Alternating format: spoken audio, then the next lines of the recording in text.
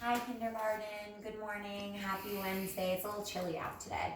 So I am going to be reading one of my favorite end of year stories. It's called A Letter to My Teacher. It always makes me cry. So if I start crying, sorry.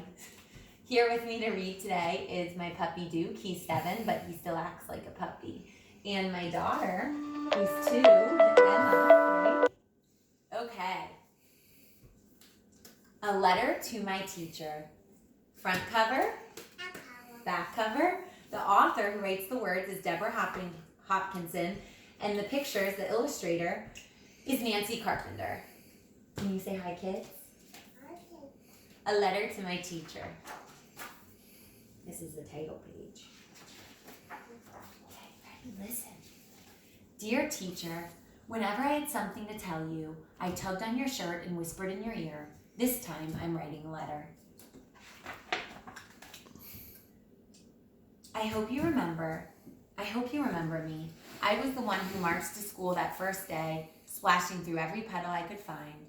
I wore a bright yellow raincoat and dark stormy frown, because for me, school meant sitting still and listening, 2 things I wasn't very good at. You're not very good at it either. I stood there ornery and dripping, just sure I'd get in trouble. But instead you grinned at me. Good morning, look at you, standing there like Mary Kingsley just back from canoeing up the Ugu River. Who, I said? Where? Mary Kingsley, the fearless explorer, you explained. Someday we'll read about her and crocodiles. Now get them up. Crocodiles.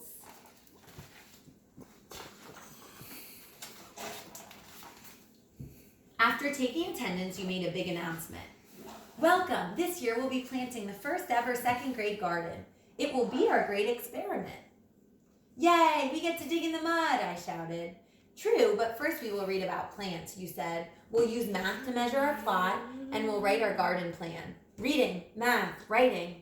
I was better at running and jumping. The next week we visited the creek behind the school to learn about plants and water. When you weren't watching, I started to hop the rocks. Right in the middle, I got stuck.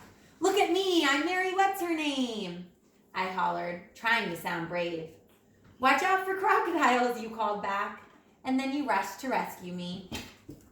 On the way back, you held my hand and never told anyone how much I was shaking.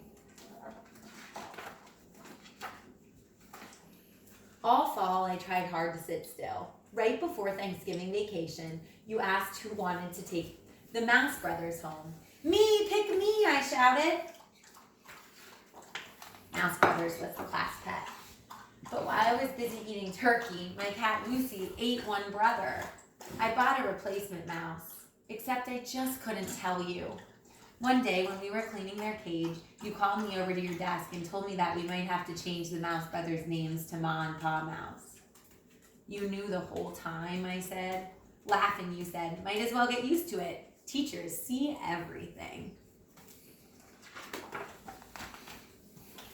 When winter came, the reading corner became our secret garden of stories. On Friday afternoons, we all curled up in a heap to listen, just like our little litter of mice. I loved it when you would read to us and always begged for more, but I hated being called on to read out loud. I kept tripping over words. Once, right before my turn, I yelled, raise your hand if you want to go home. Another time, I clutched my throat and croaked. Ugh, I lost my voice. Good job listening. Nothing fooled you, though. You called me to your desk and asked, when we make our garden, do you think the seeds will grow right away? No, I said. Everyone knows they need time and sun and water. Well, learning to read takes time, too, you said. Now, I think you have a cat. And I nodded. Lucy, the one who likes mice. I'd like you to read to Lucy every day, you suggested. It might keep her out of trouble. I giggled. Maybe I'll read her Puss in Boots. That's a book about a cat. I practiced hard and you gave me extra help too. One day you brought me a special book. I met a real author and he autographed it just for you, you said. I looked at the cover and sounded out the words. Wow, it's about her, that explorer, Mary Kingsley. You smiled. Next week, you can share it with the class. In March, we explored our town. We went on a field trip to an old house. It was full of history and secret stairways.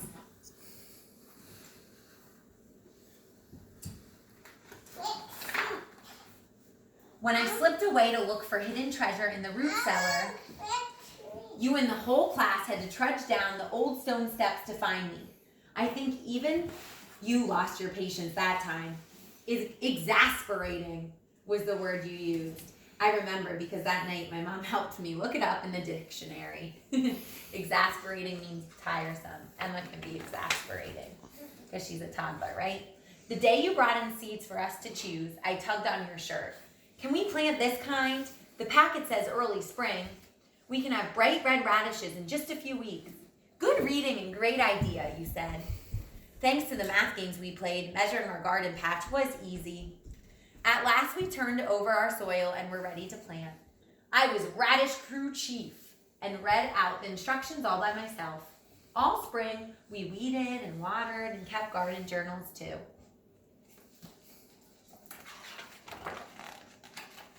On the Friday before summer vacation, we wrote our invitations to every class to come enjoy the salad we'd grown ourselves. Splendid spinach, said the principal. It's because of the worms, I explained. I want to kill worms.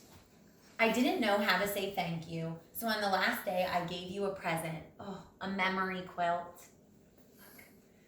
I measured squares on paper and made the story of our year in each one. The reading corner, worms in our compost, the magnificent mouse family, and best of all, a picture of you and me.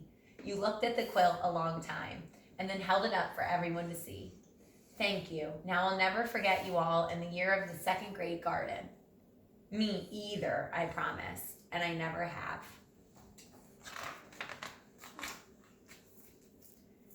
For a long time now, I've been wanting to write to tell you that even though I didn't always listen, and I know I was exasperating, second grade really was the best year ever. So I guess you won't be too surprised to hear that I still stomp through creeks, dig in the garden, and even read out loud to my cat. Most of all, I want to tell you that I'm about to start my first job, and tomorrow morning when I go to work, I'll think about everything you helped me explore and try my best to be just like you. Thank you for being my teacher. Love, your student. That's the end of the book. And it always makes Mrs. Schlegel cry because I just think about how much I love all my students. And I know all the kindergarten teachers love all their students, and we miss you so much. Have a great Wednesday.